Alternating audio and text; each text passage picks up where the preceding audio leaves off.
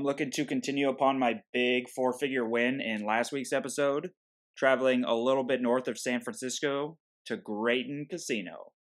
The poker room has a lot of tables. All of them are full for this Saturday night.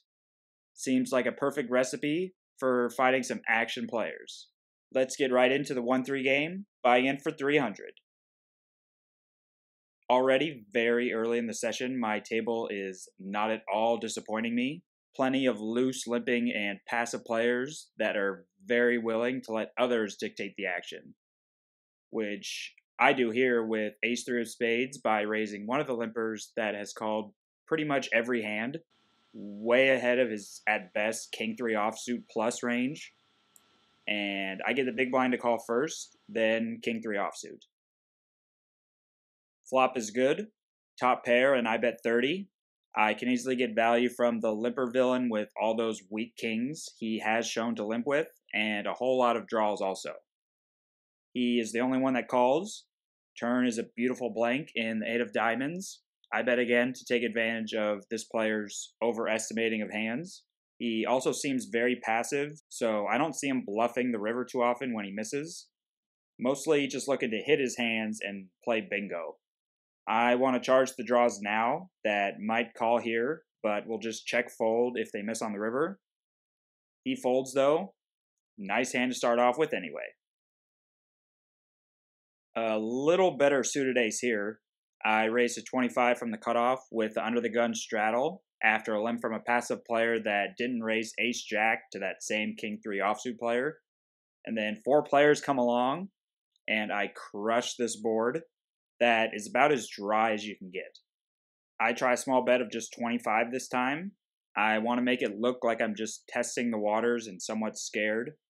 Plus, the short stack lady in the big blind might go all in, and that might get the other players to come along thinking I'm not strong, and then I'll get to reopen the action. The lady does go all in, so my plan is unfolding perfectly, but no other takers, and I make the easy call. She was outkicked by me. I take this one down. Up to a little over $500 now. Looking like I could be in for a big night. Another suited ace. The second best one this time. I make it 20 to go from the button after 2 limps and just the first calls. Flop gives me a gut shot and a backdoor flush draw. Good spot for a bet, I think. Then I get a call. Turn. The very best card in the deck. Not only do I hit the nut straight, I have a flush redraw as well. I bet 70, thinking many hands will continue to this decent sized bet, but she makes the laydown. Not sure what she had, and a little disappointed after that one. The very next hand, I'm in the cutoff with pocket 7s. I raise to 30 with the under the gun straddle on. Then we have 2 limpers limping, 5 callers calling, and a partridge in a giant-ass pot.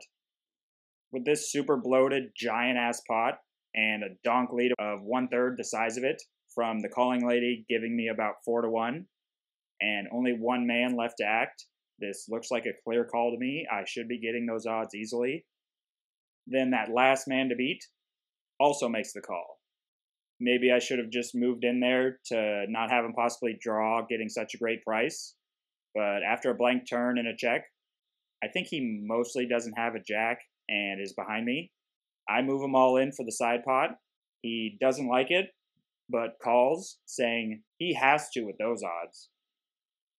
The jack on the river leaves me very optimistic about possibly scooping the whole pot, but the first calling lady takes it down with trips. She takes the partridge. I just get a little store credit back and take a small loss. A low suited ace in position once again. I raise once again and get 6 callers going 7 ways with already $140 in the middle. I get a piece with the nut flush draw and face a donk bet from a player that is here to gamble. He previously 3-bet all in for about $150 with 8-7 offsuit and 1. When it gets to me, I feel there's not much I can do here. This player might not fold much, but some fold equity is better than none. Perhaps he folds a 10 or a weak jack. and that 8-7 play was just out of character. I could have also just called and invited possible weaker draws to enter the pot. Not sure what the better play would have been. On any turn card, though, I was not folding with so much already in the pot, so I figured it's just best to get all the money in here. The villain wants to call before it's even close to his turn, and once it finally folds to him, he sticks the rest of it in. I think I need to improve with him being so excited. The deuce on the turn gives me a gut shot now, but it doesn't come with a king of diamonds on the river. The villain proudly shows queen 9 of diamonds for a flop 2-way straight draw and a backdoor flush draw that rivered a straight. This player will be known for the rest of the session as my sworn arch enemy. We get into a few more confrontations and are both not afraid to put the money in. I have to add on to make my sack full, and at this casino you can actually buy in for the table maximum. Graton Casino looks like a perfect place to play for a low-stakes professional player. Plenty of weak, crazy action, plus you can automatically play super deep against those villains. I highly recommend anyone in the area to play here at this casino. Under the gun with pocket 9s, and I open for 15, and as per usual, very multi-way to a pretty good flop for pocket 9s. Even with 4 other players, I feel this is a good spot to value bet. Flush draws and smaller pairs will call, plus maybe ace high with this kind of lineup. Action folds to my arch enemy, who also folds. I take this pot down uncontested. Not every hand can be as exciting as the last one. Here we got a huge multi-way pot once again in a limped pot with king 10 off in the small blind. Flop, a monster. I check with there being no draws and the whole table left to act. My arch enemy puts out a bet and I just make the call, hopefully to get some other players involved or call with overcards and catch up. The call lady in seat 1 calls. Then after a 6 of spades on the turn, I check looking to put in a check raise. I would have also liked a lead on this turn, since that looks kind of weird and not nearly as strong as a check raise. We get to put in one with the same dollar amount of a bet of 15, and I make it 50. Not too big since I really want my arch enemy to come along, and he does. River is an ace, and not totally sure what my arch enemy has. A 10 seems likely based on the turn call, but not based on the small turn bet. And this villain is just so unpredictable, I just automate to value bet and make it 100. He calls, 10 deuce, off suit. I could have made some more money this hand, but now it's nice to know he calls pre-flop with literally anything. Up to over $700 now, so up about 100 on this session, with plenty more opportunities to keep the stack growing. With pocket 4s and other baby pairs from up front, I feel you can easily fold them if you're against a tough lineup that constantly 3-bets you, and if you just limp them, it'll be very easy for them to read you as well. But this is not one of those lineups. I actually think you should be arrested on the spot by the poker police if you don't at least limp a pocket pair with playing this deep. Way too much value in possibly flopping a set and winning a massive pot against crazy players. So I do it.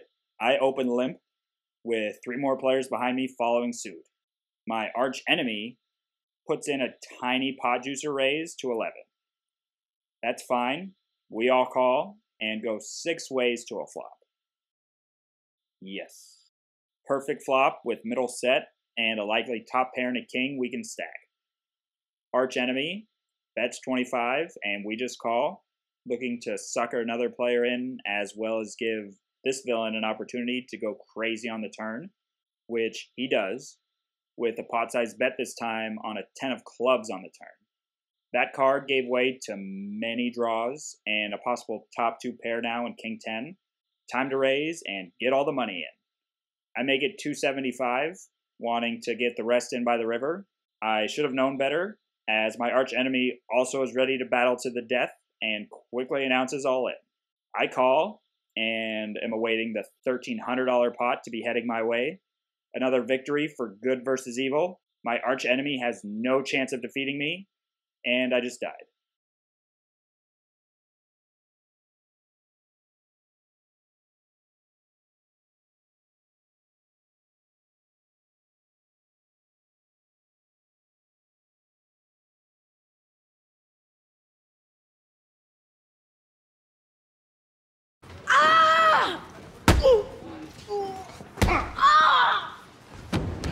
Fuck you, Willie. Ow! Good. I told you I didn't want to do this. Making me. Ow! Oh, shit.